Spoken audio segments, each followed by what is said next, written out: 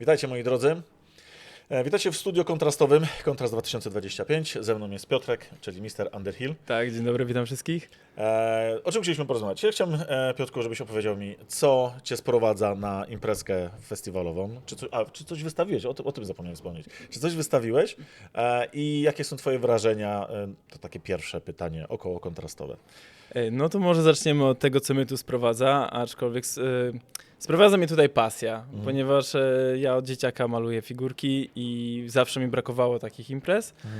Zawsze brakowało mi środowiska figurkowego, namawiałem moich przyjaciół, część oczywiście też w tym siedziała, ale miałem wrażenie, że nie tak mocno jak ja, albo tak jak ja bym chciał, żeby oni w tym siedzieli i zawsze się czułem taki lekko w tym osamotniony, że na pewno wielu z nas doświadcza tego, zwłaszcza w tym wieku gimnazjum, teraz już nie gimnazjum, podstawówka, liceum, Gimnazjum. już nie gimnazjum właśnie, że malowanie figurek kiedyś nie było takim fajnym hobby, jak dzisiaj jest. Bycie nerdem ogólnie kiedyś było takie... Dokładnie, to było bardzo źle postrzegane. Nie było to Stygmę po miało prostu atrakcyjne, tak? Bardzo fajnie te wszystkie seriale to jednak Big Bang zmieniły. Theory na przykład? Dokładnie, że zmienili to na coś wartościowego, co ludzie nagle stwierdzili, że dawajcie gramy w grę, dawajcie gramy w RPG. No i nareszcie ten świat figurek wrócił po prostu wszędzie, się zaczął pojawiać, wszyscy zaczęli grać w planszówki. No to jest to. No i właśnie kontrast daje mi takie poczucie przynależności do fajnej społeczności. Ja tutaj się czuję jak ryba w wodzie, wszyscy rozmawiamy o figurkach, wszyscy rozmawiamy o malowaniu figurek, rozmawiamy o grach, tutaj można przyjść sobie pograć.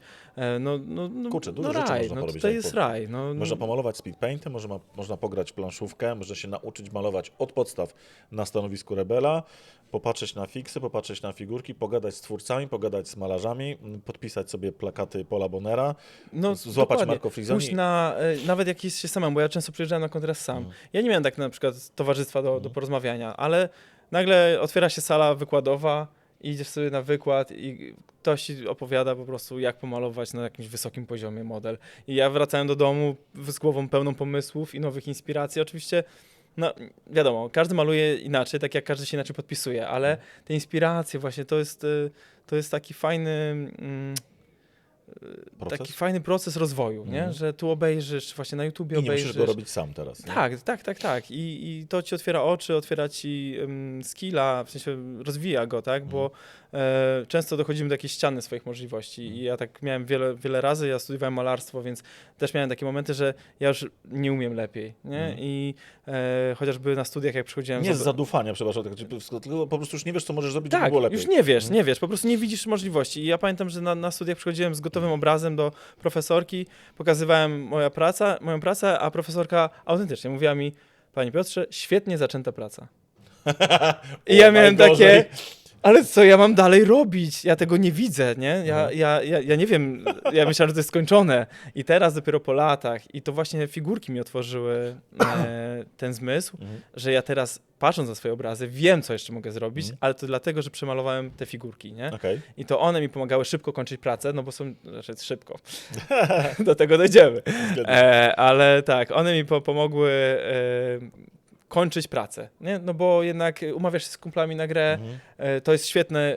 Motywator. Tak, motywatorem jest umawianie się na grę, znajdźcie sobie znajomych, przyjaciół. Ja naprawdę moich przyjaciół poznałem na turniejach, jechałem po prostu w ciemno i mamy taką grupę rycerzy ostatniego stołu na Messengerze i chodzi o to, że ja jestem tak słabym graczem, że ja zawsze zajmuję ostatnie stoły, ale na tych ostatnich stołach akurat fajnie się składało, że oni też tam byli. Z reguły są najfajniejsi ludzie. I po prostu my sobie gadaliśmy przy tych stołach i tak, a to chodź jeszcze kiedyś umówimy na grę. No i tak zostało i mamy świetną ekipę od lat. Teraz razem mamy dzieciaki, kibicujemy sobie w różnych osiągnięciach i tak dalej. Więc znajdźcie sobie taką grupę. Jeżeli nie wiecie, gdzie, to w sklepach można bardzo łatwo znaleźć. W sklepach, gdzie się gra, tak. I warto z tym wyjść, ponieważ ja nigdy się nie mogłem odważyć, żeby tak jakby pójść w to środowisko. A teraz uważam, że to jest najlepsza decyzja mojego życia, że, Okej. że właśnie mam świetnych przyjaciół, na których mogę liczyć zawsze i tak jakby do dzisiaj mamy wspólne tematy, potrafimy godzinami ze sobą rozmawiać. Przynależność jest bardzo ważnym chyba elementem każdego hobby. Samemu hobby można robić, no ale to wędkarstwo. A i tak jeżdżą na ryby. I fora, Mamy, i wszystko. mamy wujków, nie? Tak, Którzy dokładnie tak, łowią dokładnie ryby. tak. I co? I tutaj na przykład na tym kontraście jeszcze jest o tyle fajnie, że można poznać dużo fajnych materiałów. W sensie chodzi mi o to, że ja mam taki zwyczaj, że zawsze proszę jakiś sklep, do którego podchodzę, żeby mi pokazali coś, czego ja mogę nie znać. No i to trzy kontrasty temu zacząłem to stosować. No i na przykład mi mówią, a zobacz sobie tutaj i mają jakiś tam marker, który 3 lata temu, który mogłeś idealnie na złoto pokrywać. Ja mówię, o, to poproszę. No i później sobie malowałem na przykład jakąś figurkę i udało mi się w GW nawet wygrać model miesiąca, bo właśnie Okej. te markery mi położyły idealnie złoto, tak jak chciałem. No i zawsze proszę, a pokażcie mi coś jeszcze, a co mogę, więc to raz, a na tym to specjalnie wziąłem, żeby Okej. ci dzisiaj pokazać. Miałem taką sytuację, że rozmawialiśmy jeszcze do niedawna ze znajomymi, jaki był twój pierwszy model, więc to pytanie też ci mogę teraz zadać, jaki był twój pierwszy model w ogóle, jaki malowałeś? Z Wargamingu? No sięgnij, tak wiesz, na maksa do dzieciaka. Ciężko będzie mi przypomnieć, bo to były lata 96 rok, jak zacząłem grać w Warzona. Któryś z tych modeli, pewnie coś do Legionu, bo grałem Legionem, więc coś tam. Emaliami malowane jakieś modele do Legionu. Mam historię z modelem Furii. Jeśli dobrze pamiętam, że to się nazywało Furia. Taki wielki czerwony, chyba czerwona, zielonkawa bestia z czerwonymi oczami. Ona była chyba na okładce któregoś Magii Miecza albo któregoś dodatku do Warzona. Znalazłem ją właśnie w książce Paula Bonera, który tutaj jest zresztą. I mam historię z tym związaną, bo miałem sklep, w którym malowałem figurki. To był sklep modelarstwa redukcyjnego. Samoloty czołgi. I te samoloty takie, wiesz, 1:6 na przykład latały takie duże. I tam tylko emalie, jakieś paktry czy coś. Nie mieli czerwonego koloru. I pamiętam, czy ja nie miałem, może tak. I malowałem tą furię, pomalowałem ją i nie wiedziałem, jak zrobić jej czerwone oczy. No jak 16-letni debil po prostu. Pomalowałem je na biało, te białka. Naciąłem sobie palec, wziąłem krew i położyłem krew na oczy, nie? Wow. Czerwone. I w weekend poszedłem do kumpla grać i mówiłem tak, o fajnie, bo tak wtedy nie wiedziałem. Ta krew wpłynęła tam głęboko, a tu zostało jasne. I był to efekt na tamte czasy dla nas. Taki, No, tutaj to ten nie, powinien to wstawić jest ten- dobra historia, to jest I dobre. miałem nacięty palec, wiesz, który też zresztą zaklejony superglue był.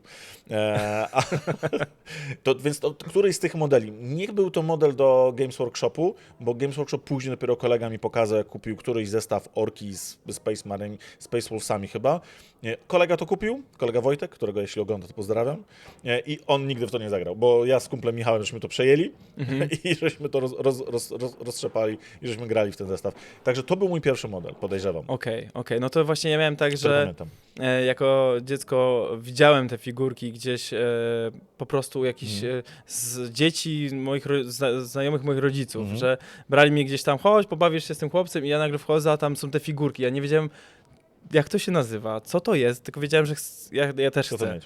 No i oni oczywiście byli starsi, więc ciągle była ta wymówka, ty jesteś jeszcze za mały, ty jesteś jeszcze za mały, a już to we mnie tam się działo i ja strasznie chciałem to mieć. I pamiętam, że nieraz gdzieś przejeżdżałem z rodzicami samochodem, nagle widziałem ten napis, już jeszcze tak nie umiałem go rozczytać, ale już wiedziałem, że to ta czcionka, że to jest ten sklep. I Games Workshop, tak? tak, i tam jest Warhammer, tam jest... No, ale to tak jakby rodziców nie interesowało, bo jak na pewno każdy z nas w latach 90. ja ci nie kupię tak drogich żołnierzyków. Masz żołnierzyki, nie? W sensie bo to nie był właśnie, nie wiedzieli, że to jest modelarstwo, że za Tak, tym to idzie nie było znane takie. No. dłuższa historia. I model, na który ja zachorowałem, to był model takiego goblina ze skrzydłami takimi zrobionego z patyków i z prześcieradła, który był wystrzeliwany z takiej balisty. Tak, proce takie. No i słuchajcie, przychodzę wczoraj na kontrast. Dzień przed tym kontrastem jeszcze rozmawialiśmy z chłopakami na imprezie, że fajnie by było, gadaliśmy właśnie o najstarszym modelu. Ja im mówię o tym modelu, że chciałbym go kiedyś dorwać, że kurde, tak mi się podoba, że chodzi za mną jak nie wiem. Taki klasyk, No. OP w ogóle. I wchodzę tutaj na górę, jest jakiś Włoch, który ma swoje figurki tam porozstawiane na sprzedaż I ja patrzę, mówię, o, masz starego Warhammera, patrzcie, ale fajne modele, ale super. No i tak on wyciąga taki karton, mówi, mamy tu jeszcze cały karton blistrów. Ja mówię, pokaż. No i tam sobie przeglądam te blistry i mówię, wiesz co, zawsze marzyłem o takim modelu i mu opisuję. I on nagle Siups. wyciąga mi ten model, nie? Tam jest kamera, nie? Tak, Doom Diver Catapult. I on mi to wyciąga. Tak, Goblin, Doom Diver Catapult się później to chyba nazywało. Goblin Doom Diver. No w ogóle ja miałem... posłucham jeszcze chwilę tak, sobie. proszę. Ja miałem W idealnym ciary, stanie nie? w ogóle, nie? Tak, ja miałem ciary i mówię, dobra, po prostu musimy się dogadać, nie? No, Wrzucę wam tutaj to zdjęcie, model jeszcze zafoliowany, w idealnym stanie w ogóle. no jest. właśnie, no właśnie. I ja mówię, no nie, no ja po prostu to muszę zrobić odcinek jakiś. Ale nie zapłaciłeś tyle, ile tu jest napisane. Zapłaciłem, no dobra, troszeczkę mniej. Jest cena 40 000. Także postawimy. Tak, Niech sobie jeszcze o właśnie, niech tutaj ozdabia Widać- nas. widać troszkę. Ja zabiorę plecak, żeby nie szpecił. No i ja po prostu oszalałem, nie? I mówię, dobra. No trafienie w takie to jest bingo. W sensie, jakie jest prawdopodobieństwo, że ze wszystkich modeli Warhammera on akurat będzie miał ten. I w takim nie? stanie. I w takim stanie. I właśnie z tego opakowania i w ogóle wow, nie? Ja wiem, że można Ale gdzieś oni tam... nie lubili reprintu tego, bo aż Teraz są chyba, niewiarygodne. teraz są chyba. Aż niewiarygodne, Ale że no to jest chodzi takim mi dobrym o stanie. całą tą otoczkę, nie? Mhm. No kurczę, to jest taka podróż w dzieciństwo, nie? Że ja To mówię, jest gdzieś data w ogóle, nie? zamykamy ten rozdział, nie? Tak, to Zamykamy jest ten świetna rozdział, ja to rzecz. muszę otworzyć, właśnie chcę na kanale to wszystko ładnie pootwierać, posklejać, wiesz, pomalować. Jedyna nie? data, jaka tu jest, to jest 98 rok. No właśnie. Więc to raczej nie jest. I to jest medium generic box, który pakowali i te sliwy, bo to jest taki sleeve nasunięty na to, nie? Więc to w środek jest jak najbardziej legitny, nie? No. Aż szok, że ktoś... Nie, Ale no to wiesz jest- jak to jest? Czasami ktoś ma i na strychu nagle znajduje karton modeli, których nigdy nie robił, rzuca je na eBaya, taki Włoch kupi, przyjedzie do Polski i sprzeda. Ale ja tę się go płytkę. pytałem, skąd on to ma, bo No. on mówi, że on ma 300 boksów we Włoszech jeszcze, nie? Znaczy nie tego konkretnego, tylko nie po prostu domyślam 300... No i my się pytamy, no dobra, skąd, nie? Co on, Aha. podróżnik w czasie i on mówi, że jego tata, nie, jego wujek, Mhm. kupił jakiś stary dom tam i ten stary dom był kiedyś sklepem i oni wszystko zostawili. O kurde. I on, ten wujek mu wysłał, że jakieś kartony pootwierał i że chce to wywalić i czy on może wie, co to jest. I on mówi, poczekaj, ja zaraz będę. I ten Zaraz wujek będę mu ciężarówką. to wszystko oddał, nie? Aha. Wszystko. Mówi, no to ty będziesz wiedział, co z tym zrobić, to sobie bierz. I on mówi, że ma ponad 300 opakowań. Ja podobnie mam do tego czasu, mam jeszcze farbę Vallejo Erki, bo jak się w Anglii, jak mieszkałem, likwidował się sklep, koleś powiedział, że nie chcę mi się tego wyrzucać, bo będę musiał zapłacić karę tam do Councilu za to, że wyrzucam tak, no. toxic stuff. Czy chcesz? I z całym regałem mi to dał, nie? Nie. Jechałem autobusem, tym double-deckerem z regałem farb, nie? Wiesz ile ważą farby? Ile gra? No. Ja jechałem z całym regałem farb, tam było z 300 farb, no ale w domu miałem, wiesz, Każdy miał używanie. takiego złotego strzała. No. W sensie ja miałem takiego złotego strzała, jeśli chodzi o... No dzisiaj, jeszcze wczoraj. Tak, ale takie strzały, że nie możesz w to uwierzyć, nie? No to ja miałem tak z gazetkami D'Agostini, które wszyscy zbierali te gazetki, nawet dresiarze w mojej szkole zbierali te gazetki, wszyscy zbierali Władcy Pierścieni, to był ten najpiękniejszy czas, że wszyscy oszaleli na punkcie Władcy Pierścieni. Piękne filmy, no. I ja zbierałem to do 25 numeru, a potem mi było głupio, bo to były te takie czasy, że to jednak te 25 zł to nie było takie jak dzisiaj. No ja mówię, dobra, mama, już mi nie kupuj tego, że już dobra, już wystarczy mi tego. No i tyle, ile miałem, tyle grałem. No i w dorosłym życiu mówię do mojej żony, że kurde, że wiesz co, ja tak żałuję, że Nie kupowałem. nie mam wszystkich tych 91 numerów, że jakoś tak, no nie wiem, czy taki brak, nie, że tak bardzo żałuję, nie? I zadzwoniłem do D'Agostini zapytać się, czy mają taki dział starych kolekcji, czy coś takiego w ogóle ma jeszcze gdzieś na magazynie mają. Leży w kartonie na strychu u kogoś. Mówią, nie ma opcji, że już dawno tego nie mamy, że to było lata temu. Ja mówię, no wiem, no nic. Następnego dnia wchodzę na Olixa i gościu sprzedaje wszystkie gazetki, wszystkie figurki w stanie idealnym, figurki w wypraskach, tam kilka pierwszych numerów tylko wyciętych, gazetki nawet nie odgięte, nie? Za 1200 zł. 91 gazetek. Kiedy weźmiemy te gazetki i policzymy... 12 zeta. 10 zeta. No. Tak. No, Nic a one nie były pieniądz. po 25, już nie mówiąc o teraz, że one już nie są warte 25, tylko więcej.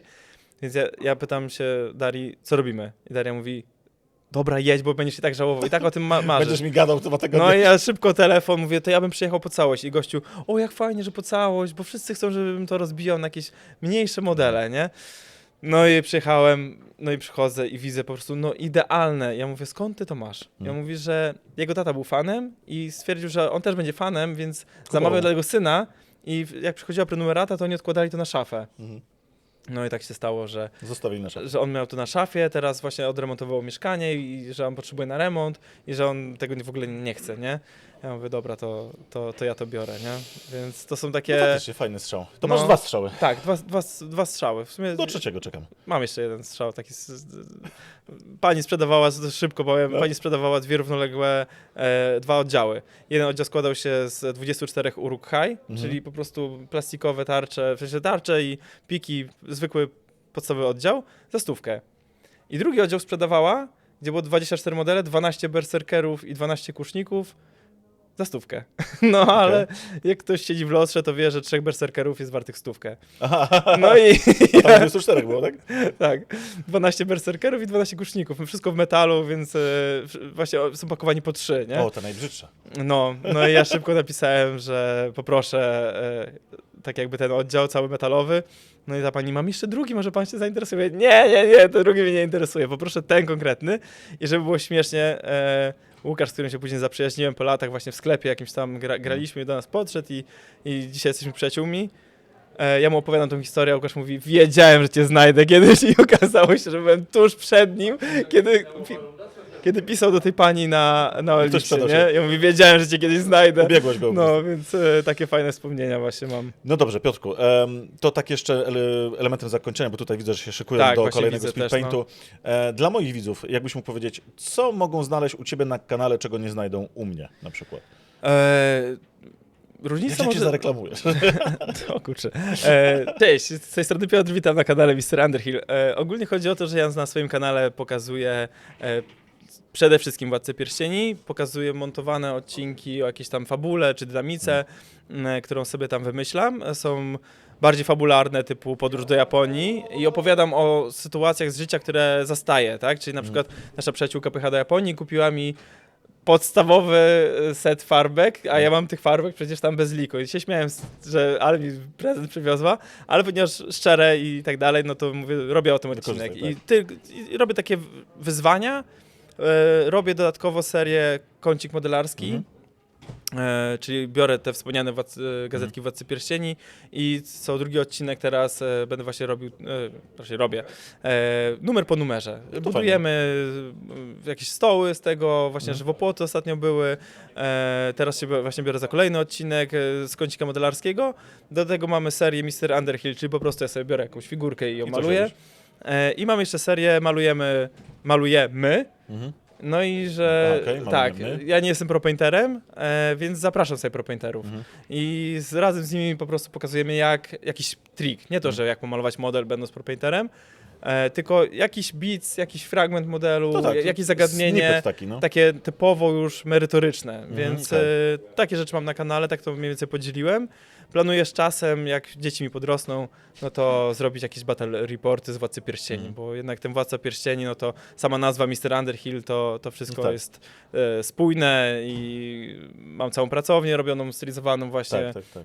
No tutaj widać kawałek tej pracowni. Tak, na Władcy Pierścieni, mam miecze pozawieszane, no i tak po prostu w tym żyję. Tak, ja ze swojej strony dodam, że wartość produkcyjna u Piotrka jest dużo większa, bo masz ten skill, tak? Bo ty pracujesz gdzieś coś w okolicach tego... W social mediach, tak, z żoną pracujemy i no mamy tego sprzętu po prostu.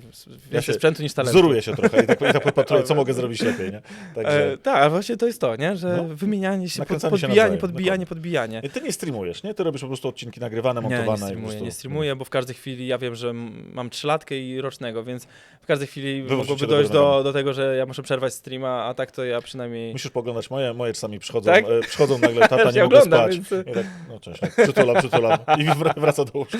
No u mnie to są dramy, to są jeszcze małe dzieciaki, to tam ja noszę północy na przykład na rękach, bo młody ma gorączkę na przykład, nie?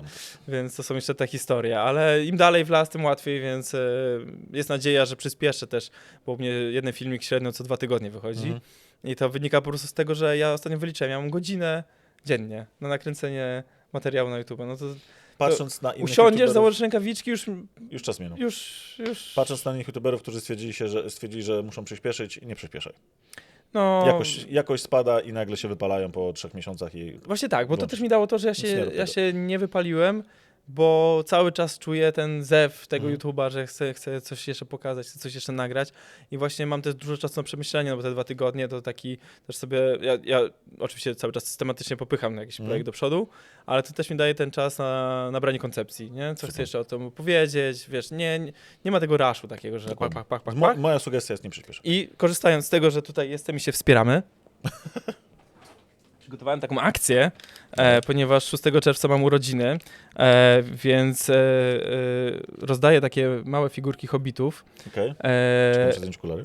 bo Mr. Underhill no to był Aha, hobbitem. okej. I to jest hobbit, który trzyma ziemniaka i łopatę. I ziemniaka trzyma Dlaczego nie? triumfalnie, jak to przystał na hobbitów. Robię taką akcję, tutaj rozdaję na evencie wszystkim, że gdyby ktoś chciał mi zrobić przyjemność, to 6 czerwca wrzucić na swoje story, tak żebym mógł Okej. zszerować i pokazać, no nie wiem, rozdałem prawie 60, więc jak 20-30 wróci do mnie pomalowany, w sensie w formie zdjęcia, to będę przeszczęśliwy. Super. I po prostu robimy takie urodziny w stylu Bilba Bagginsa, Ekstra. czyli całe Shire zwołuję przeróżnie pomalowane i będę to po prostu udostępniał jak się da.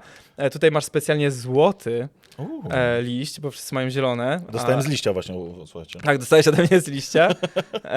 Są listki, które też rozdawałem, już mi właśnie się Widziałem pokończyły. to u kogoś. No, tutaj dużo osób już właśnie mi chodzi. Władcy Pierścieni coś. Tak, no Właśnie. liść z Lorien. Pamiętaj, właśnie, że właśnie. liście z Lorien nie spadają na próżne, więc gdyby ktoś cię kiedyś porwał, to musisz go odpiąć, I ktoś się znajdzie. opuścić na ziemię i my cię znajdziemy. A tutaj masz Tak. też kilka paczuszek, dostałem od Dungeons and Lasers. Jezus Maria, ugrałem to drużyny- dzisiaj. Tak, no Oglądam to... to dzisiaj z- no to Z tym. bo ty jesteś RPGowy trochę, co?